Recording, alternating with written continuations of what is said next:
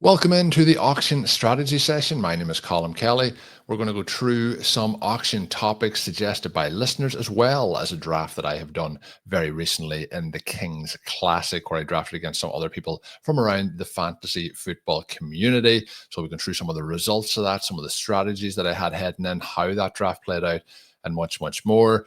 Let's have some fun as we talk through it. We have got a lot of listener questions over the last couple of weeks, so I wanted to make sure that I dived in and was able to give some thoughts on the strategies and how to implement them. So we'll do a combination of the questions, some of my strategies, try and pair all that together. And hopefully if you're having your auction league, this will help you out as you head into the course of your draft and into the season. A lot of people ask about how to pair the rankings with ADP. That's just in drafts in general with the RotoViz rankings, and then how that pairs to get the best, picks in your draft without having to go away ahead of ADP. But the same thing is, how do you pair that into your auction bids and putting your dollars down in those situations? So we'll work our way through that as well. Some of these questions might run through the questions, might dive into the team, might work back and forth to see how it fills out in the best way. Brandon had a question, mentioned, hope you're having a great summer. Wonder if we could go through some auction strategy in the near future. Would love to get your thoughts on the tiers on rotoviz.com when you're targeting players, and how you plan to allocate your cash this year based on how ADP and auction values are shaping up. So Brandon, we're going to get into that on this show in particular. Another question came in from Farlano. He mentions his particular league. It's a 14-team super flex, where you start a quarterback, 2 running backs, 3 wide receivers, tight end, flex, and super flex. The draft that I did, which I'll touch on in a moment, was a PPR league, but it isn't super flex, but it is 14 teams with a very similar setup, except for removing the super flex element of that. So this will also pair in together. It's a pretty deep format. He mentions the 20th year of that league. So some of these home leagues now getting up there in years. So pretty cool for that one to be on its 20th anniversary season. He says he knows all the auction basics, looking for specific strategy to attack this year. And when he started his prep work, he really liked the higher ranked running backs this year more than usual. He said the more he thinks about it, he's guessing that everyone is higher on those running backs. What'll make a pivot back to an elite wide receiver approach maybe the way to play it. He does mention that he doesn't like the wide receivers from wide receiver 10 to wide receiver 25 as much as he would in previous years, and he was saying how to attack drafts this year. So we are going to work into that element as well. And the final question to work through, and I'll try and touch all these parts then by using the examples off the draft and going into the strategy, is from Mike. Mike mentions this year his home league is an auction league. It's half-point PPR, no tight end premium. It says his friends from our old school, they don't want to switch to tight end premium. Maybe Mike will convince them over the next couple of seasons. He says he'll likely grab Brock Bowers and Jaden Daniels, given it's a very shallow league with just 4 bench spots, and then 12 teams in that. Grab a hero wide receiver like Neighbors or Brian Thomas, and then with those sentences that he can grab a running back like HN or Kenneth Walker, and then load up on rookie running backs, Ted McMillan, Xavier Worthy, and whoever might be undervalued by his mates in the league. So we'll see how it plays out, but he was wondering what insights that he should use in his auction league, and then how to manage those benches. So the benches are always tough when you have shallow spots. The one advantage to having shallow benches, so I'll get into this now, is obviously that you lead to a situation where you have a much deeper waiver wire to play with. You just have to make sure you manage your roster allocation in terms of the budget off your fab budget during the season when you're playing into that. So a little bit more of a dollar management strategy early in the season to make sure that you're able to get those contingent plays on your roster. So working through those, I think the first thing to kick it all off here is to get into some overall strategy. And I guess you want to see where players are being drafted. So when we jump in here, we look at the RotoViz rankings in terms of some of the high-end players. A way that I want to set up first is to come up with your targets. Your targets should pretty much be the same in general when we're looking across the board. Like the players you like in redraft are going to be the players you like when you get to auction. But one thing that will be a little bit different is, obviously, if you're in a redraft league, you have 1 pick per round. That allows you to be in a situation where you go ahead and you get your pick, clock ticks along, you get your pick in the second round, clock ticks along, you get your pick in the third round.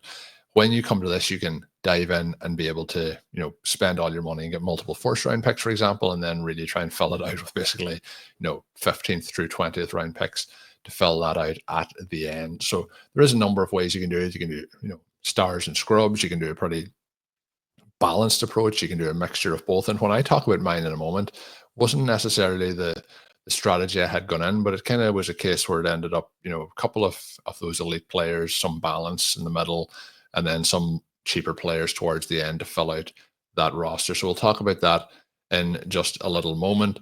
The other part is the ADP versus the redraft element. And for anyone watching on YouTube, you'll see that I'm showing you through some of the RotoViz tools as we work our way through this. And I'm going to filter it down here to the last couple of days in terms of ADP when it comes to the big gorilla and the FFPC Main Event. And then we can check in to get, for example, the draft grid of where these players are going. And it's like a combination of things here where you're going to pair up where the ADP is. That's going to give you your kind of monetary value when you get into the overall draft board. But the other thing to think about when we're setting this up is the rankings as well, whether it's your own rankings or whether you're using the rotoviz.com rankings. Set those up here and look and get your redraft rankings. You'll be able to set that if you're doing best ball or super flex or underdog. But in this case, we're doing redraft, so you can see it there. You can see it. It's just a straight up rankings of players, but you can head in and look at it by positional tier to give you an idea. And I think the tiers are a great way to split that up and be able to see where the players may go and allocate the funds towards that. So when I set it up before the draft, I set up tier 1, tier 2, tier 3, and work down through that based on the dollar amount. So tier 1, I set up as a certain specific amount. Let's say, depending on what way your budget is, my budget in this league that I'm talking about was $200 budget. That led to having to navigate as to how you want to set it up and to give a percentage based on the players and the prices. Now, some of the sites you're playing on, the draft on this one was on ESPN, for example. It will give you like an average dollar price that the players are going for. But mine's just kind of a thing to set it up in brackets. So we're going to set up, for example, tier 1 could be 45 to 70. Tier 2 can be kind of leading into that bracket. So it might be a case that it's 35 to 50. And you're kind of working your way down through then the guys that are going to be down in kind of tier 6, 7, 8, they might end up being like $1 to $2, and then $2 to $4, $4 to $6, and so on.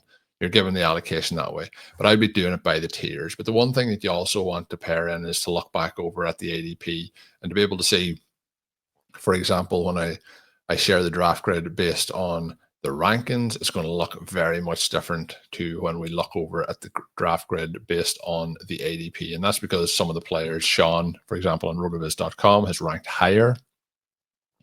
Obviously, that is pretty straightforward than where the ADP is. That means that players who are above ADP are going to be higher in that list for the tier system. And you want to make sure that you're not overpaying for these names, but giving yourself that area where you have a percentage of budget, which is in those tiers, and then you're giving yourself a sliding scale of how much you're willing to pay. And basically, when I'm nominating a player or bidding on a player, I'll be setting that example of I'm going to be willing here to go as far as $30, for example. And if it's at 24, I'm going to keep going. I'm going to keep going. It gets to 30, then you have a decision to make. If it gets to 32, 33, you're like, well, that's not where I can have it allocated unless it's one of your priority targets that maybe you want to go and get. Another area where you can factor that in sometimes is you see a player that's going for too cheap, and we'll talk about that in a moment, because there's a couple of players that I tried to enforce the price on, and this one based that I just thought they were going too cheap, and then I ended up with those guys landing on my roster. Very important to only try and price force on players that you're happy to draft. You don't want to be getting stuck with somebody who's definitely not one of your targets for your draft season. That is going to really be a negative towards the roster that you will build overall. So when we then move into looking at the players in certain positions by ADP, for example, and we're looking at the question that came in about the wide receivers in the mid-range. So we have basically the running backs in the early rounds and then the wide receivers in the mid-range. So there's We had a strong season last year for running back, which leads to situations where people are optimistic about running back this season. Through those first 2 rounds, there's 10 running backs going, there's 11 wide receivers. This that I have pulled up at the moment that I'm sharing in terms of the ADP is tight end premium. It's for the FFPC. So the tight ends will be skewed in value for people who are playing in PPR or half PPR based on that. So you have to try and have the allocation. But one of the things that was in one of those questions was, does that mean that pivoting to target wide receiver makes sense this year? And I do think there's a value being placed on some of the running backs, but mainly appropriately priced as we enter into this season. But those running backs between 10 and 25 that were mentioned are the likes of AJ Brown, Ladd McConkey, Tyreek Hill, Garrett Wilson, T. Higgins, JSN, Marvin Harrison, Devontae Adams, Mike Evans, Xavier Worthy, DK Metcalf, Ted McMillan, DJ Moore. You get down to Terry McLaurin, Cortland Sutton, George Pickens, Rasheed Rice, Jameson Williams, Devontae Smith, Calvin Ridley, Zay Flowers, Jalen Waddle. Now, I went down as far as wide receiver 31 there, but I do want to include the likes of Travis Hunter, Jerry Jeudy, Chris Olave, Roma Dunze, Amika Buka, for example, in that kind of cohort. Maybe even pull Jordan Addison up, even though is a suspension. And if we're looking at ADP in general leagues, those wide receivers that I'm talking about are between rounds 5 and rounds, let's say, 8. Now, I don't have as many names in the round 4 range. I like Xavier Worthy, like Ted McMillan. The other names I'm not really targeting. And then when it gets to auction, obviously that plays into it and a factor as well. So I do like the names that are going between rounds 5 and rounds 8 in general. And my plan going into this draft was to try and load up on those wide receivers in that area, and also to try and load up on the rookie running backs. And I did want to target Kenneth Walker, but I wasn't able to get him in this particular draft. Tajay Spears has since suffered an injury. He's going to miss a couple of weeks. He was a target. Jaden Blue, a target. Jalen Warren. Some of the targets in that area, Cam Scatterbu, all in the zone here. Trey Benson, kind of rounds 8 through 10. So I was looking to kind of load up on rounds, let's say 5, 6, maybe even up as far as 4 if the price is right, down as far as round 11. That was kind of my area to fill up on the draft and the roster. Now, when I had the budget and the plan and all kind of set in place, and this is where adapting as your draft kicks off is very important. I'll go through some of the ways the draft played out and the early stages that changed how I was looking to attack this draft as we move forward here. So going back again to the rankings as we get ready. The thing with the rankings, you're going to have to nominate players as well. My goal is generally to nominate players that I think are going to be a relatively high cost that I don't necessarily want to have on my roster. So nominate them for $1, let other people bid them up. And that was what I did throughout the course of this draft, outside of when it got to the $1 players at the end who nominate them and you're hoping nobody else is going to bid, so you're going to get them on your roster. So I think I'll dive into the draft and kind of give an overview of how things played out. And it really changed pretty quickly early on. Obviously in a draft, you're sitting there, you have to keep bidding in if you want to bid in. Happens pretty quick, but also can be quite time consuming. This draft took about 3.5 hours to fill out the roster. So you're having your slots nominating 14-team league. Lots of people, very strong drafters in the draft room and putting up some really challenging decisions that you have to make as it goes along. So the draft kicks off, and one of the players I thought that went for less than I had anticipated, and this is where kind of trying to price and force can be tricky. Travion Henderson had just scored in the preseason the night before, and I was expecting a little bit of a jump in his expectations, but where I had him expected in terms of dollar amount at 25, he went for 20. Now that was the second player nominated. The reason I didn't price and force on that one was the fact that I was certain that somebody else was going to bid. I was kind of thinking there's a couple more bids here before I need to kind of pay all that much attention. Maybe the entire draft room was in the same kind of area, because that is how that particular pick played out. But when we move in then, we get Brock Bowers going off the board pretty early, and then that leads to his price at $37. And then when I'm looking around the overall room and the board as to how things may kick off at that particular point, it leads to a situation where I have the opportunity to bid on Trey McBride at number 8. and I get him for $30. So when we're looking at where he was versus Brock Bowers, $7. Brock Bowers, $7 cheaper with that Trey McBride selection. And we were off the board with 2 elite tight ends through 8 picks, which again, when you're in these rooms, it can be very different as to, and there was a question, one of the questions there about how, your friends will think about maybe the rookies or the elite tight ends or the, elite quarterbacks and how people want to target them or save their money in different directions.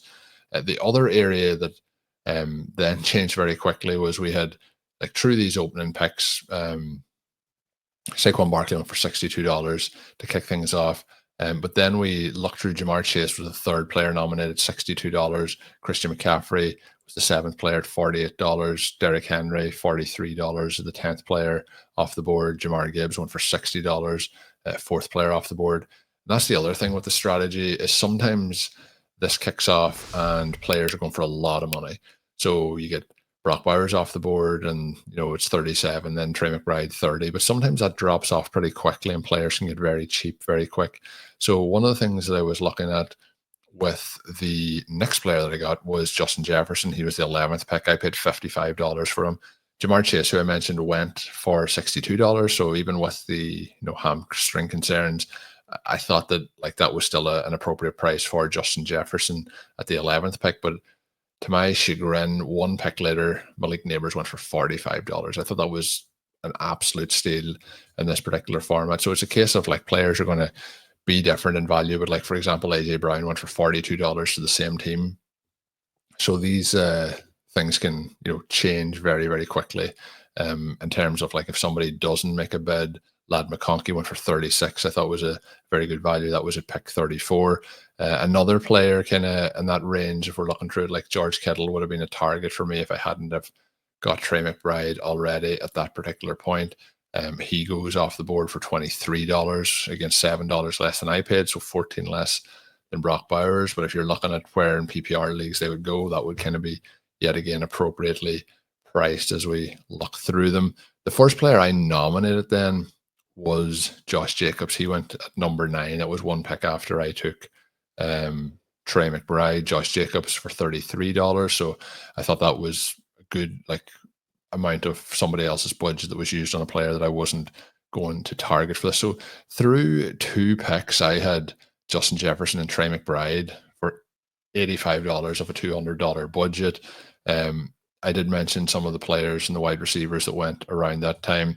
I do wish I would have got that Malik Neighbors selection. Puka Nacua went for $45 as well. So that was the 13th pick. There was some cheaper players, but then the likes of a Drake London went for $53. Nico Collins went for $46. So I thought they were all pretty interesting as we worked through those particular names early in the draft. CeeDee Lamb then was a wide receiver I thought was going to go for a little bit too cheap. And I mentioned price enforcing. He was somebody that I kind of put in that price enforcing on and ended up almost getting, but he went for $57. Amon-Ra St. Brown, 47. I mentioned AJ Brown earlier. It was 42. A lot of wide receiver nominations early, and this is a start 3 wide receiver format. And my second nomination was somebody who I did actually want, but was Brian Thomas Jr. He went for 44.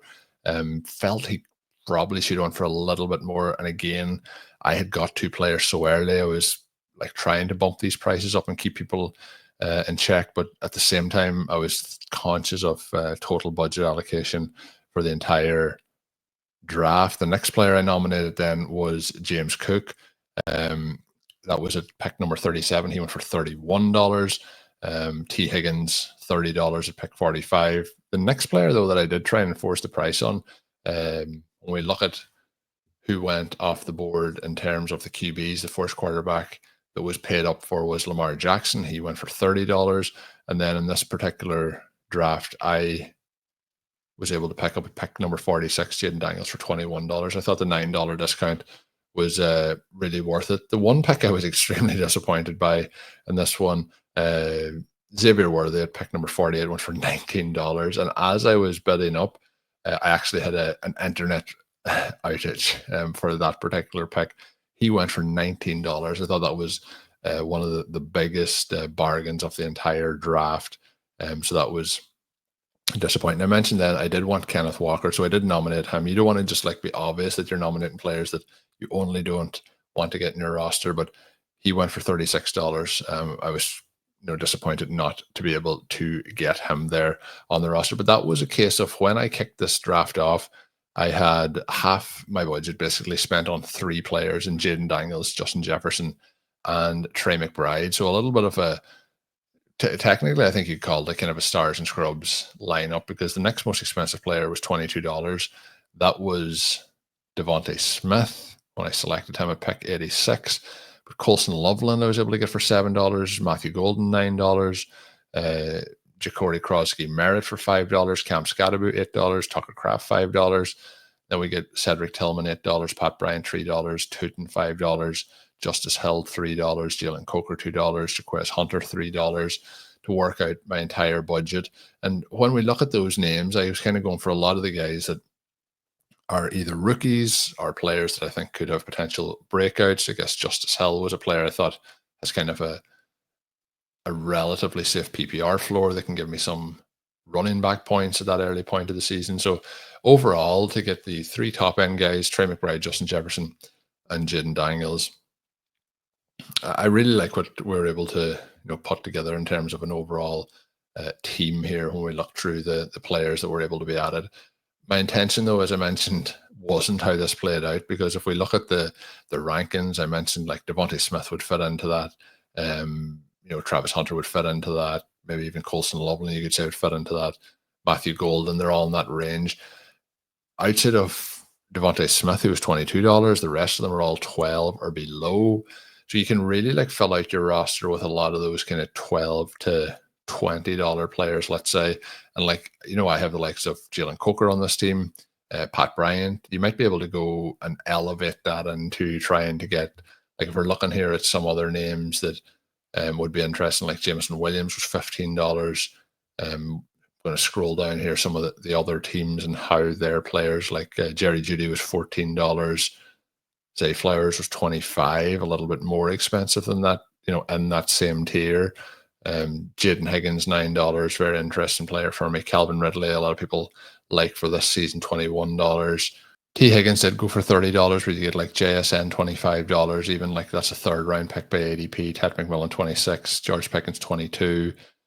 You could start to fill out just by going after those guys and trying to price them out, like Jordan Addison 16, Chris Olave 17, Josh Downs 10, Emeka Ibuka 12, RJ Harvey, for example, 18. He was a player I thought when he went for 18, I should have tried to push it up to $20. So that would be my way to try and play it out, trying to get a mixture of those veterans, like I mentioned, Xavier Worthy, $19, and trying to build out your team in that particular way, where get yourself a couple of high-end guys, but not necessarily drop all the way down then like I had to that tier of like Jalen Coker, Justice Hill, Pat Bryant. Maybe be able to bump yourself up into the next level up where you're able to get like not the high-end guys, but bumping into that like 7th round, for example, instead of being down where some of those lower-end guys were in the kind of 16th round by ADP, trying to pair those out. So that is like having a look back at my team. To go through how it's ended up, I have Trey McBride at tight end, Colson Loveland to go along with him as well, then Tucker Kraft. So one of the things is you can start 3 tight ends in this league with the flex position. So I thought tight end was being kind of undervalued based on what we could see them produce and potentially be, 3 tight ends starting on a weekly basis. Jaden Daniels as the quarterback, just took the one quarterback then. Running back is going to be a little bit short, but hopefully I'll be able to build that up throughout the season through the waiver wire, and maybe we get some hits out of these young guys. We have Crosby Merritt of the Commanders, Scadaboo, Tootin, Hill, and Jaquez Hunter. So a lot of young guys in there paired along with Justice Hill. Then at wide receiver, Justin Jefferson, Travis Hunter, Matthew Golden, Devontae Smith, Cedric Tillman, Pat Bryant, and Jalen Coker. So there's some of those names that there could be questions about, or talking about the upside and how that'll play out.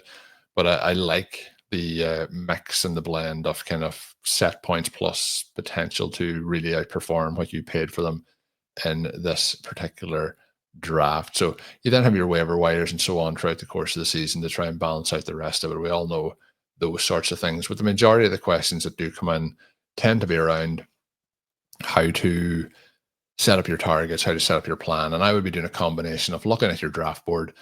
Prior to this, I set up an Excel sheet where I copied over, rankings that I have, give a positional tier allocation as to how much I would be spending on each position, highlighted the players that were going to be priority targets, give yourself, an idea of how much of your budget then that works out at if you're spending on those particular areas.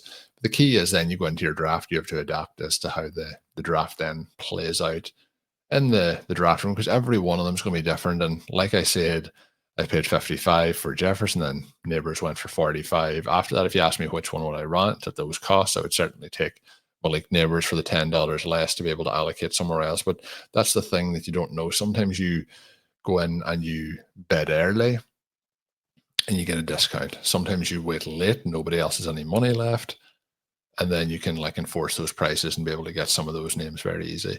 Sometimes people are nominating basically the first and second round by ADP at the start. Sometimes people are starting off with those guys that are going in rounds 5 through 8. So you have to adapt as to how it's going to play out then as the draft progresses. So hopefully this was beneficial. If you do have any other further follow-up questions that you want to add in, you can certainly do that on the YouTube comments or email them across. Hopefully it's been a broad enough overview to help with any auction questions, strategy that you have going into the season. But I kind of went through some of the names, like my priority targets, if we want to have a quick run through that as we get ready to finish up the overall episode here in terms of who's going in round 1.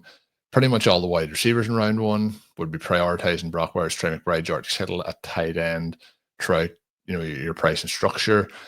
Like all the running backs outside, and obviously you don't want to say outside of Christian McCaffrey and Saquon Barkley. Saquon Barkley obviously had a monster year last year and could do the same this year, but the Brian Robinson, Jamar Gibbs, certainly want to get them if the price is appropriate. But if it goes over that kind of tier 1 price, I'm prioritizing the wide receivers over the running backs in those areas. Moving into the second round, Nico Collins, Brian Thomas, Drake London, all priorities for me in terms of the players going in the second round. And then we're moving into the third round and looking through Kenneth Walker, JSN, Omari and Hampton could fit in the mold, but in the third round, really okay, in an auction format, not targeting a lot of the names in that unless the price is below what I have allocated for that particular tier. Jaden Daniels, who I drafted in this in round 4, Xavier Worthy, certainly in round 4, Ted McMillan, Travion Henderson, whose ADP is probably going to be moving up. They would all be targets here in that range. And then in the area that I mentioned that I really like, we could put in Calvin Ridley into the conversation, but Devontae Smith, Jameson Williams, Sam Laporta, if the price is right, George Pickens, all in the mix, Chris Olave in the 6th, Jerry Jeudy in the 6th. Then moving down through Travis Hunter, certainly priority targets, say Flowers, TJ Hawkinson, depending on the price. Then in the 7th round, I really like a Mika Ibuka as a kind of priority target in that range. The other names I don't really mind, but not necessarily must-have names. I like Tucker Kraft, Colson Loveland, who I mentioned, both got those for, both sub $10. They're 8th round selections by ADP in the FFPC format. Matthew Golden, Jordan Addison, Jalen Warren, all of those in play. And then as you move down through, obviously Josh Downs, somebody that I like, quarterback situation with withdrawn. But there's some of those kind of names that I'd be trying to target through that range and try and load up on as many of those as possible. The players that I mentioned that I did end up on the roster with, they are some of the kind of late round guys that I do like at the wide receiver position, and Coker, Pat Bryant, Cedric Tillman, like Jaden Higgins. He goes a little bit earlier and was a little bit more expensive. Lots of rookie running backs, late on that I like. Jerquez Hunter, for example, is one of those priority targets in the later rounds. To look through a few other names at the running back position, Taj Brooks is certainly interesting. Brashid Smith is interesting. I mentioned Crosby Merritt, very, very interesting with how his offseason is going so far. Ray Davis, Garendo, Trey Benson, Dylan Sampson. Those are kind of some of the running back names that I'm looking at there in those later areas of the draft. But hopefully some general, not diving too deep into the questions. Hopefully that has helped rather than dive specifically into the questions that kind of spurred the podcast. Hopefully that has helped in some of those areas. There's a lot of ways that you can play it out.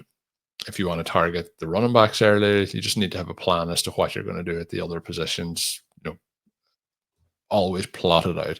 If I had to said going into the draft what I would have done, I'd have been looking to fill out that area in my ideal draft plan where I've talked about there. I probably would have taken a QB that's going much later than Jaden Daniels, save that money, and then get a cheaper quarterback. But he's somebody that I'm willing to pay for that upside. Want to get myself the elite tight end, which I did in this with Trey McBride, and then try and see it out that way. So lots of ways to do it, but it's just about how you put that entire jigsaw together. That is the goal at the end of these auctions. Fun format. Does take a little bit longer to do the drafts, but very enjoyable nonetheless. So that was my King's Classic draft to give you a little bit of an overview, and hopefully it was beneficial. My name is Colm Kelly. I am doing a lot of content on the RotoViz radio podcast feed, as people who listen to the feeds will know. I'm recording with Jacob Sanderson this week. There'll be some shows up with him on the RotoViz Fantasy Football podcast channel. Make sure you're subscribed to that to get those once they're available. I'll be recording with Sean Siegel. Get those shows over on RotoViz Overtime as well. Make sure you're subscribed there. We really appreciate the support as we close in on the start of the NFL season. I am setting up a listener league as well in an auction format that is football.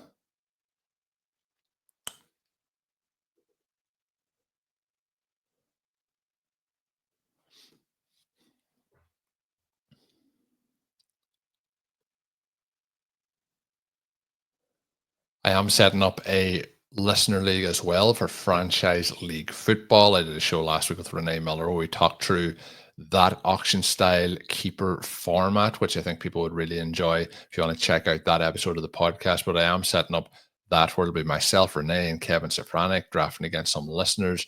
We'll be setting up that league. It'll be coming out very, very shortly. So if you are interested, get in touch immediately as I get that filled. We will be into randomizer territory to fill it out, because we have more than the needed people. But if you're interested in playing, let me know. Send an email over at rotovizradio@gmail.com or let me know on social media at Overtime Ireland. That is all for this edition of the show. Until we're back, have a good one.